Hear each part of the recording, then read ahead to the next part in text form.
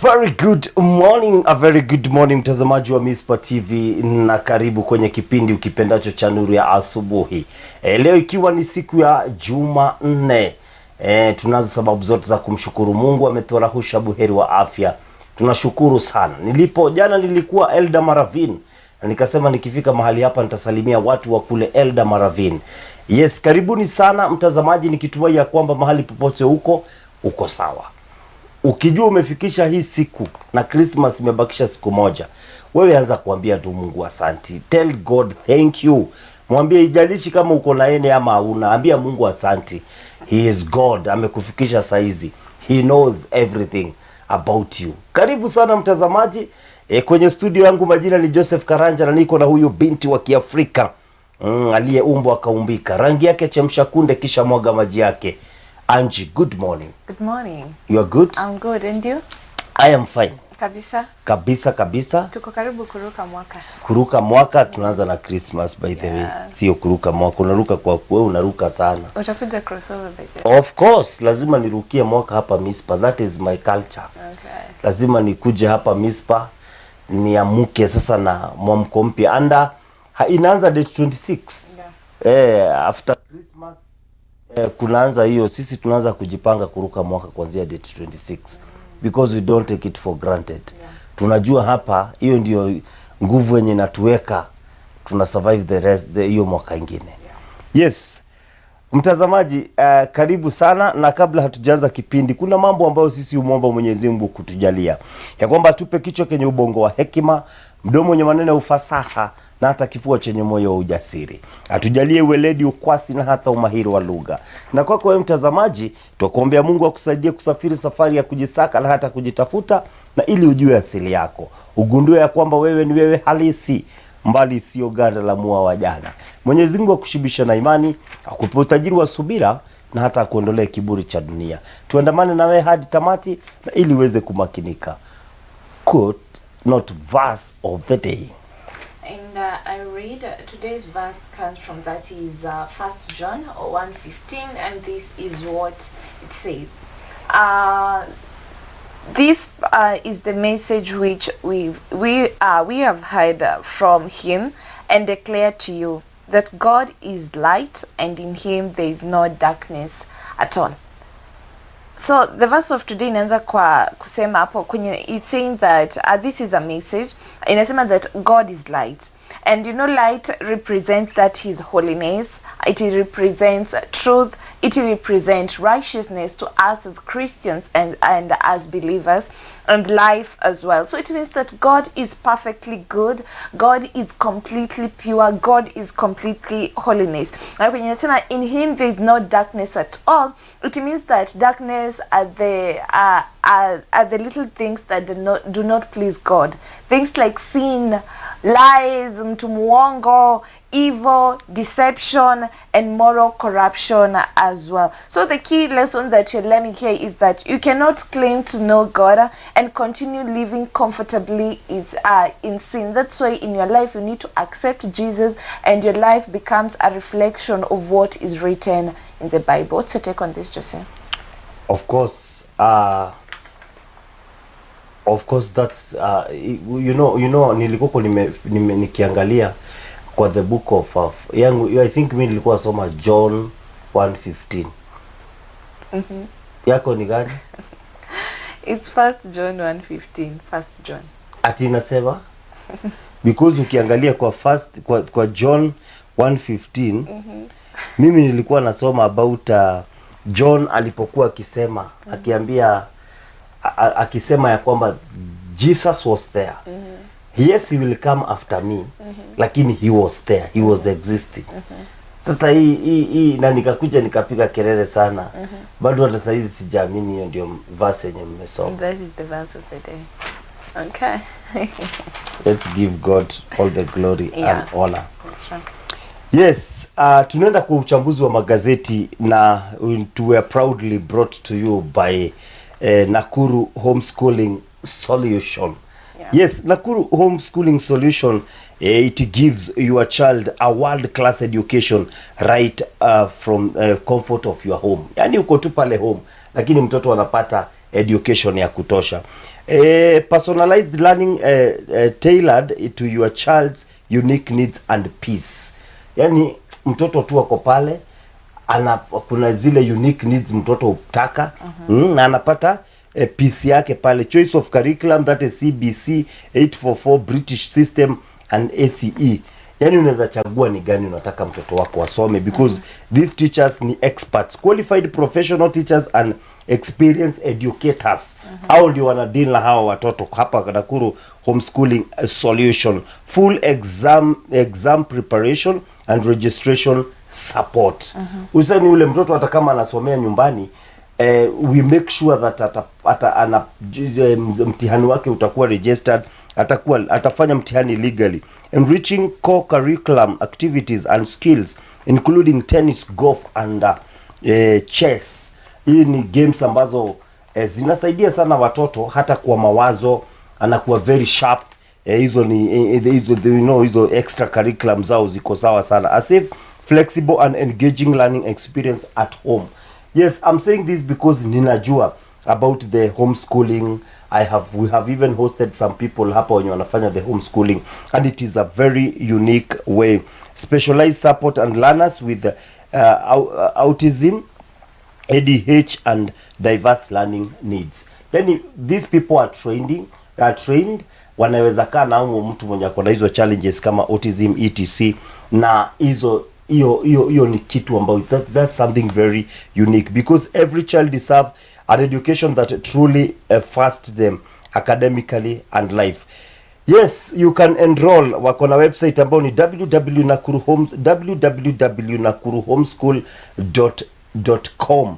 And that their number is 0729 60 25 75. You can call them. Kama unaweza taka kujua more about the homeschooling, number ya Nakuru Homeschooling Solutions ni 0729 60 25 75. Yeah, and we also have another sponsor, that is Astacom Limited. They offer that is super speed internet that is in Nakuru County. Kwa hivyo ile habit ya kutumia data bundles alafu zinakatika katikati, probably when you're working either kwa biashara ama when you're watching something at home with your loved ones, either football, Astacom got you covered. And the good thing, they offer it at affordable rates. Kwa hivyo for more information, please contact 0743 910 538. Yeah. Yes, na tuende kwenye magazeti. Mimi niko na gazeti la The Daily Nation. And I have the Standard with me. Na gazeti la The Daily Nation, mimi personally I can dwell discussing about what is attracting me on page 1 ya The Daily Nation. Yes, pakona ile story ya counties 1.5 billion salary scandal. Kunaambiwa kwamba a demeaning report by controller of budget Margaret Nyakango has revealed how devolved units deliberately failed to onboard their staff into the digital payroll system, creating an avenue for manual payment of salary that is prone to abuse. Some 40 counties, including Nairobi, Nyeri, Siaya, Elgeyo Marakwet, and Nakuru, have been flagged as among the Baka Nakuru. Unajua nimestop hapo kwa Nakuru. Baka Nakuru yetu inapaintiwa tu mambo hii ni mazuri. This is also watu hawajaweka pale kwa system ya kulipwa, so anawalipa manually. Na hiyo ina attract corruption mwingi sana. Nice. That is not the story. The story sasa hapa ni hawa angry boda operators touch a bus after rider killed in crash. So there is a photo of or a picture of a local residents and passengers by mill around the shell of a mash power bus. You know the mash power at Salga on the Nakuru Eldoret highway yesterday. The bus was set ablaze by irate boda operators after it hit and killed one of their members. They ordered the passengers to alight with their luggages because before touching the vehicle. Now here is the story, Angie. Walienda wamechoma basi mzima, ndio hii imechomeka hapa. So my question is, hii basi sikatai ndio iligonga huyo mtu. Maybe it was an accident. Now wamepunish huyo driver ama wamepunish mwenye basi? Hasara ni kwa nani? Kampuni ya mashpoa. But I'm asking, I'm posting my question to the boda riders.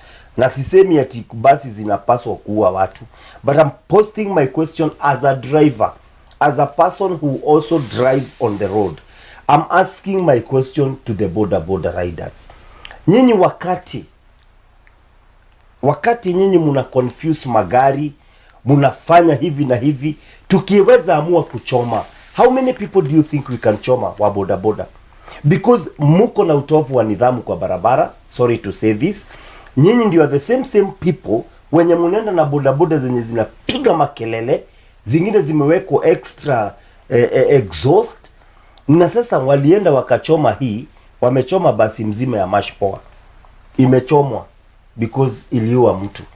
The same people wenye tunawaona wakiendesha boda in places they are not supposed. Boda mimi sijui ni mgani mwenye overtake vizuri.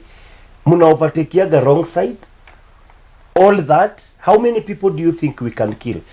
Kuna unity ingine enye ni unity ambayo tunapaswa kuita, sijui tunaweza ita unity na kaje. Ati unite together, ati mmoja wenyu wakiguzwa hivi, lakini mmoja wenyu wakikosea hamumkaishi chini mumuongeleshe. Mimi ninakashifu kitendo hiki. I don't advocate this. Ati basi accident ikitokea munachoma gari ya mtu, munafanya nini? Because I'm also a road user. Mimi ni mtu mwenye utumia magari, na hawa boda kuna vile wanafanya makosa mingi sana kwa hii barabara. So I think the government should come up with government ikuje na sheria fulani, because sasa this is too much. Wao wenyewe wanaendeshaga motorbike vibaya sana, na sisemi ya kwamba ati accident ni mzuri, ati sijui advocate ama nini, but I'm saying kuchukua hii sheria mikononi, munachoma basi kama lile, munakatiza, hiyo ni hasara kubwa, thinking that sijui na display nini kwenye watu wa boda. I think that's something that should be checked on. Yeah. Yes. And on the Standard page one of the highlights, actually it's the main one, that is when it comes to the health sectors, and specifically tunaangalia the Kenyatta National Hospital, and they are calling it a sick hospital.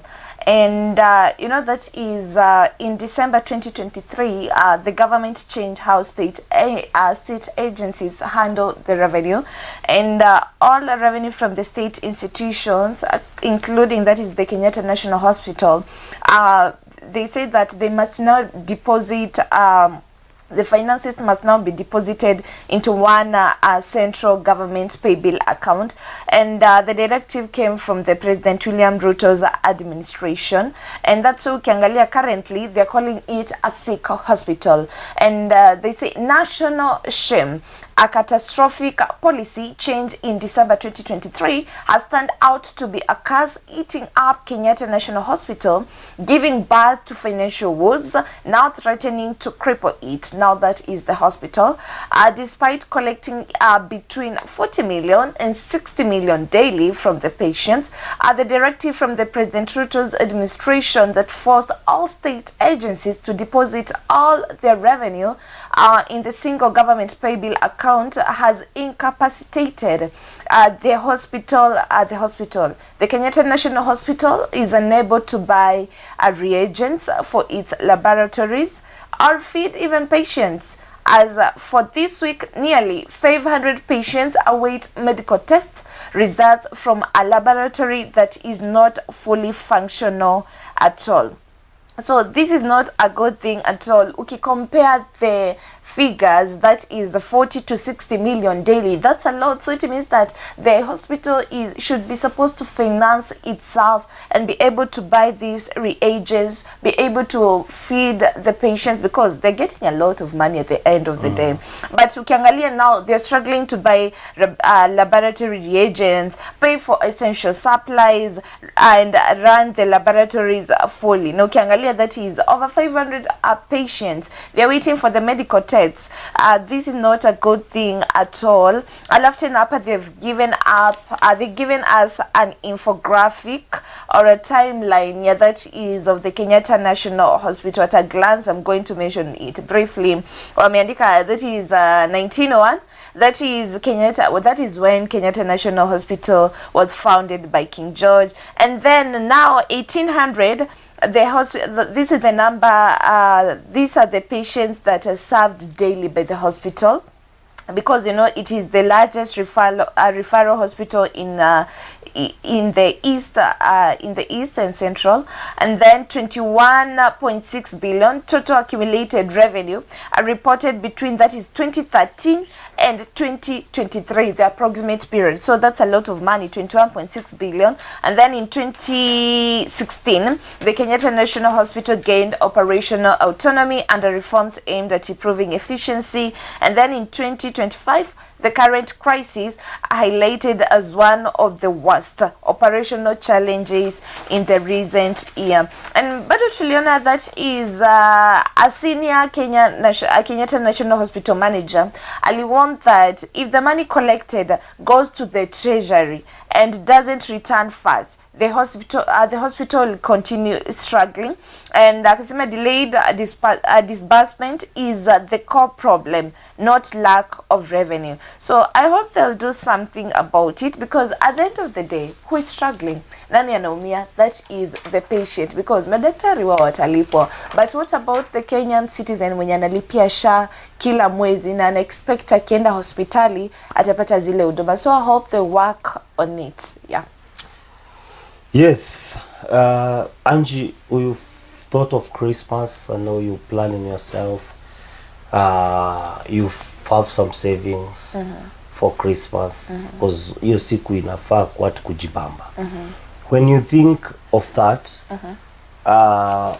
there is no Christmas joy for Kapedo widows. There is a story on page 3 of the Daily Nation of a lady mwenye hata hapa anasema, my husband was brutally killed by an armed criminal 16 years ago while grazing livestock. They took everything we had. So there is this lady who walks 10 kilometers in search of bamboo. Kuna miti fulani wanaenda kuchukua na tengeneza nazo kifagio. So coming home anakuja na wild fruits zile zenye wanatumia kukula. So akitengeneza hizo kifagio anaitwa ekuru, limangol ekuru, and many others who are left widows na wako pale. And it is Christmas. People who are near these areas, people who can afford to visit such people, it is very important to share. Usiku uko na mob enye utashindwa kushare. Yeah. Every Christmas you should make it your culture that it is a festive season. Wewe uko na unga mbili ya chapati, patia jirani unga moja. You must try to do something kwa huyo mwingine, because there are people, wewe ukifurahia Christmas mtenda ocha, mfurahi, mkae na watoto. Kuna hii story, ukitaka kusikia hiyo story on page 3 of the Daily Nation, you'll read the story of people of Kapedo wenye hawajuagi Christmas ni nini. Inakujaga na inawapita tu without them knowing. So it is a good story that reminds us we should share and give to others. It's true. And on other stories matters to do with the county government, specifically tunangalia that is Nairobi. Page 6 of the Standard, the headline reads, Nairobi runs 174 bank accounts against the law. And you know, Nairobi County is required to operate, that is to operate its bank account through that is the CBK, that is the Central Bank of Kenya. But ukiangalia mambo ni tofauti, they are running that is 174 bank accounts, and you know the requirement is set out to the Public Finance Management and the County Government Regulations Act, that is 2015. And it reads that any commercial bank account must be authorized in writing by the county treasury and then reported to the controller of budget. So now ukiangalia the report that I'm reading, that is the headline, Nairobi runs 174 bank accounts. This is a report from the controller of budget, that is Nyakango. So it means that it's not something alikuwa amepitia or is not something that she had authorized. And then the sad thing is that they say that they did not seek authorization to open these bank accounts, and then they failed to submit authorization letters to the controller of budgets, and that's when she revealed this report. And then let me give you a brief breakdown of how these illegal accounts work. We have that is 123 accounts for the health facilities, and then we have that is 11 accounts for vocational training centers, and then we have that is 5 accounts for established funds, 5 revenue accounts, 16 special purpose accounts, and then 2 early childhood development accounts, that is the ECD, 2 impressed accounts, 1 recurrent operational account, and then lastly that is 1 development operational account. Hizi zote ukiangalia zina add up to 174 illegal accounts, and this is bringing that aspect of financial risks that has been identified by that is the controller of budget, because she said that they say that the controller of budget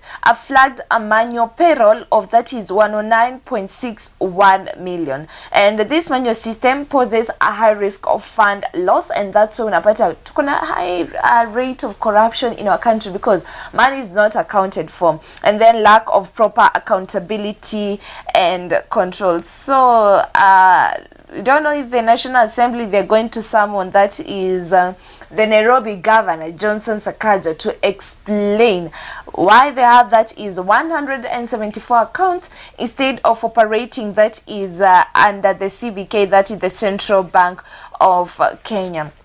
And you know the impact in inaleta that is the high risk of misuse and loss of public funds ini sasa ile pesa ya taxpayers, and then weak financial oversight which will bring public mistrust, and then it raises serious accounts about transparency, accountability in the Nairobi County finances, which could lead to deeper investigations and legal action against responsible officers, and also possible sanctions oversight bodies. So let's see what will happen, because probably they'll release more report on this as we wait to hear what Johnson Sakaja has to say about these 174 accounts. Yeah, you have something else?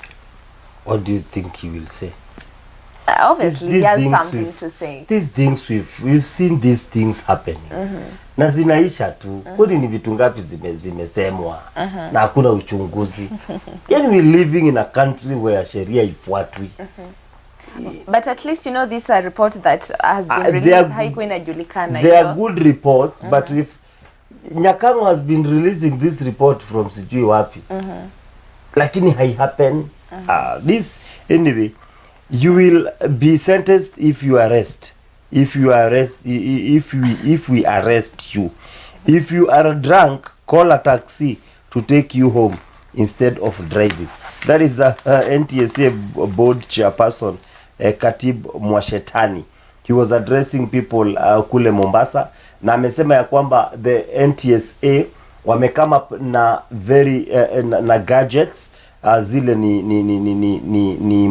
zinaitwa nini, hata is apart from the AI cameras, they also have sijui zinaitwa something guns zenye zina detect hizo traffic rules zenye zinaenda zikibrekiwa. because during this Christmas festive a lot of accident is happening. Unapata ajali kila mahali, so NTSA may come up na njia zile itakuwa ikiarrest wale wenye wata violate the sheria za barabara. So let us be careful, especially usigoje NTSA ndio inakuguide. Why overspeed? Wewe wacha kukimbisha gari, enda vizuri. Young people, endesheni gari vizuri kwa barabara. Wacha kukunywa pombe alafu uendeshe gari, itakuletea madhara. Na alafu sio wewe tu, utaletea watu wengine madhara, because wakati unagongana na gari ingine, umeletea hiyo gari ingine madhara ya mtu mwenye amekaa soba, hajakunywa, hajataka kuenda kujiengage na pombe. Wewe na wewe utoke kwa baa zako, ukuwa na raha zako, ukuje uonge gari ingine. I think wewe una deserve hata kuchapwa, hata sijui kufungiwa na unyang'anywe license for very many years. You should not drink and drive. Kama unaenda kukunywa, kuwa na pesa ya taxi. Taxi ni vizuri sana. Unaingia tu kwa taxi, anakubeba anakupeleka mpaka kwenyu. Na ikishindikana hiyo, toacheni kukunywa pombe. Mtakunywa pombe hadi lini? Si mwanze raha zingine. Hiyo okay, hiyo mimi ni yangu kwa zili. Mimi sitakagi watu wenye wanakunywa pombe. Natakaga watu waache kukunywa pombe. And by the way, yesterday I was in Elda Maravin to talk about mambo ya ulevi. Tulikuwa na Reverend Bomet and we really talked about this. Wow. Watu wenye wanakunywa pombe inakuonyesha uchukue gari. You should not do that. Yeah. And another stories, that is page 7 of the Standard. Our president, that is Ruto, he says that Singapore dream is a reality. That is what he told the critics to step aside. You know, this is something that he's been talking about since that is last month. The dream of Kenya to becoming a first world country, and he has been pushing for, that is an economic transformation agenda since taking office, and he has often referred his vision to turning Kenya into an African version of Singapore. That is a strong economy, efficient governance, industrial growth, and the vision has faced heavy criticism from opposition leaders and some sections of the public, and that's why he's saying Singapore dream is a reality, and that is what he told the critics. And still, in addition to that, he urged Parliament to support the government in achieving the goals, and he said his administration has restored order in the North Rift and aims to grow, that is economically. He defended his administration policies, and he says that he insisted again and again, Singapore dream is no longer just a dream, but a reality in progress. Told the opposition, those who are criticizing it, to step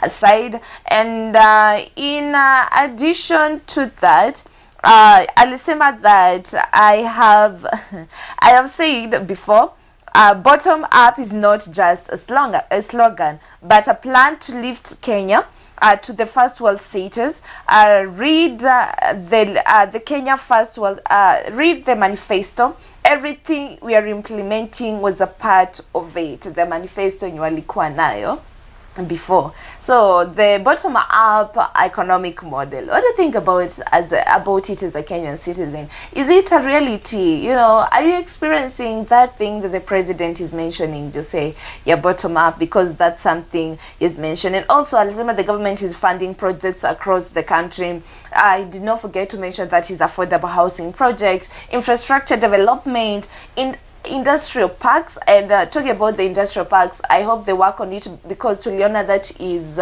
last week while there was questioning the 5.1 billion that was set aside, that is 3 years ago, for the industrial park. Mpaka sahi hajaitengenezwa, still it remained to be a dream. And then the university linked industrial growth, these are some things that he mentioned. He classified the National Infrastructure Fund, akisema that is not theoretical, and he has already approved it has already been approved by the Kenyan cabinet. And also he highlighted that is the energy project. Over 1.1 billion has been set aside, and also kaongelea that is integration of the national power grid to provide reliable, affordable and stable electricity in our country. And talking about development, 3.4 billion amount President Ruto says it has been set aside for roads. And he says about 178 roads have been earmarked for construction next year. Bado usisahau kwa zile barabara zilikuwa zinatengenezwa kuna contractors hawajalipwa. So just what do you think about this dream to Singapore? Dream to Singapore, I'll just call it a dream. And it is a dream. And sometimes mimi usema if you want us to go to Singapore, kama dream tu ya kwenda Singapore itakuwa instead of hizi vitu zote, you are building roads, you are building affordable housing, and there are things that most Kenyans rejected. Of course hawakuzitaka. Mimi nilikuwa kuna fikiria na hii bado dream to Singapore ni yenye tunatafutiwa na waziri nafasi ya kwenda kukua house help in Saudi Arabia and all that. Hiyo bado ni dream to Singapore, instead of creating jobs in our country. And creating jobs in our country is very simple. Stop importing the things that we have. Why should you import eggs? Empower farmers. Empower farmers watoe eggs zao hapa. Why should you import rice? And yet in Kirogoya and Kirinyaga rice inaozea kwa shamba. Just because there is one person wakati ata import kuna kakatel kenye kata benefit pale. Stop importing things that we have. By doing that, you know how many farmers do you think can how many people do you think can be employed in farms? Muna import mayai ya billions kwa year. How many farmers do you think can people can be employed in those farms instead ya kwenda Saudi Arabia wakakue house helps? Why should you import fish? Do you know in this country we import fish? And we still have fish in inauzea Lake Victoria. I mean, stop importing. Na hizi kuimport yenye inaimportiwa, it is because kuna kakatel fulani kenye kakimport inafanya nini? If our journey to Singapore itakuwa hivyo, wacha hizi vitu zikuwe implemented. Why do you have few people with a lot of money in their bank accounts wako na pesa yenye imestokiwa imewekwa tu kwa bank account? But at least why you should can we see have there's that? something he's doing. I mentioned affordable housing, infrastructure development, and also the thing that you're mentioning about imports. I had the president, that is last month, akisema that watapunguza, and still like I forget to mention that the prime minister was Singapore, that is Minister Ali Hussein Long, is at State House. Yeah, so probably we'll get more investors in our country. Yes, we can get investors. You see countries like China, wakati wa investors wanatokea, the government inawapea 25%, ina boost locals 25%. Yani ya hiyo investment yenye wanafanya inawa boost, ndio tukue na nini, more industry zenye zimeletwa na our local people. Do you know kuna mali penye itafika a country like China itaacha kutegemea dunia, inajitegemea 100%. Kazi yake tu ni kupatiana vitu zake huko nje. This country of ours iko sawa sana, but let us umesoma saizi about corruption. So umesoma about corruption. Umesoma about corruption. Do you expect us to go to Singapore with that kind of corruption na haitakuwa addressed? I mean, the president anasoma hiyo gazeti, ameona what Sakaja is doing. Kwa nini asiingilie pale na aseme those people wafuatwe? Na tunasoma kwa gazeti, it is written here 5 counties zenye zimekaa na salary za watu zinawalipa salary. Kwa nini usifuate system ya kulipa watu salary? Let's wait and see, probably they will act on it. Let me tell you, this is not the first time we have read about this. Mimi nimekuwa nikisoma magazeti kila siku. It is written in the papers. If we stop corruption, we can go to Singapore. If those few people fellas wenye wako na mapesa mingi wamejiwekea, wakizitoa zifanye kazi kwa hii Kenya, we can go. Unaweza niambia tunaenda hiyo Singapore. Lakini huwezi kuja uniambie tunaenda Singapore, lakini people wanafunzi wanakosa kuenda shule and yet you go to a church and give 20 million. But we can say at least he's trying to say. Ebu tumalize kipindi. Okay.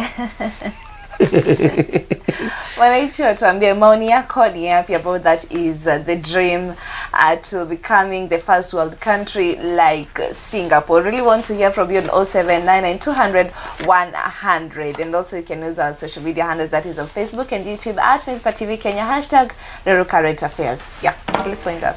Tunamaliza kipindi, but unajua sitokagi hapa bila story. Sijui story yangu itatoka wapi, but because ni Christmas season, I was remembering maisha yangu nikiwa Kehe, ile nikiwa kitoto kidogo, vile Christmas. I don't know wewe Christmas yako, maisha yako nyinyi ilikuwaje?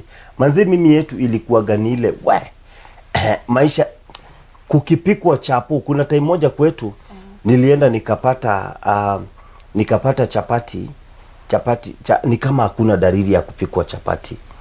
Okay, hiyo sio mimi, wacha tu mimi kwetu wenyewe, acha nisidanganyane. Christmas zote tumeishi kukula chapati. But when chapati was chapati, a friend of mine alikuwa aitagwa boy. Ameenda kwao, amepata huko kwao hakuna chapo, ni kama hakuna dalili ya chapati. Wakachukuana yeye na brother yake, wakajua huku Christmas na sikuli chapati. Wakaanza kutembea kwa majirani. Kaenda kwa jirani wa kwanza, wakagongwa chapati moja wakatane. Wakaenda kwa jirani wa pili, wakapewa kajob, wakafanya kajob hapo, wakadungwa chapati na kadhagu kamoja ka kuku. Aka kanini kawing kamoja ka kuku. Hivi. Okay, it took the long story short, alienda kwa neighbors wengi na wakakula chapati. Kurudi kwao, wakakuta sister yake mwingine alikuwa anaishi Tau. Amekuja, kumechinjwa jogoo, kumepikwa chapati and all that. Lakini sasa yeye amesiba. Hakuna mahali kwa kuweka. Na zilikuwa zile enzi za ukiweka chapati. Yani hiyo siku yetu, hiyo ni mpaka siku yetu.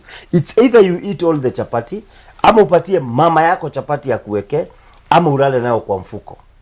Kwa jiri the other brothers wakijua hiyo chapati iko hapo, they will eat.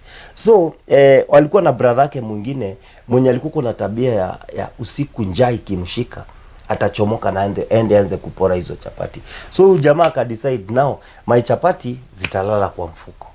Akalalisha chapati kwa mfuko. So usiku akasikia kuna guzaguzwa. Akajua hapa huyu ni brother yangu, sasa anaingia kwa mfuko yangu kutoa chapati. Akamuuma na akarudi akamuita Kehe. Kehe ni uncircumcised person. Hiyo jina ilikuwa kwa offense kubwa sana kuitwa hizo enzi zetu. So kurealize ilikuwa ni baba yake. Akitoka nje alikuwa kuja anawalalisha vizuri, wasifanye nini. So ilikuwa ni baba yake. My friend, I'm saying this because huyo jamaa alikaa karibu miezi 2. Akienda kuitisha baba yake kitu, anamwambia wewe acha kwanza nitairi ndio nitarudi nitakupatia. He went ile cold war ya miezi kama ngapi. Those was our days. Sijui siku zenyu ni gani, lakini siku yetu ilikuwa ni hivyo. Chapo when chapati was chapati. Wacha hii saizi chapati inauzwa kwa street, my friend. Chapati was ceremonial, my friend. Hiyo story nitakupea kesho about chapati za kitambo. So mtazamaji, nitawacha kwa msemo, mtu wa mwisho leo ndiye wa kwanza kesho. Mtu wa mwisho leo ndio wa kwanza kesho. So tusije tukachukia mtu yeyote.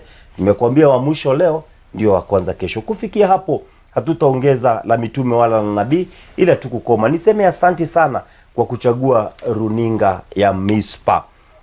Iwapo tumekutendea ndivyo sivyo, mimi na mwenzangu Anji tunakuomba uturekebishe kwa njia ya heshima.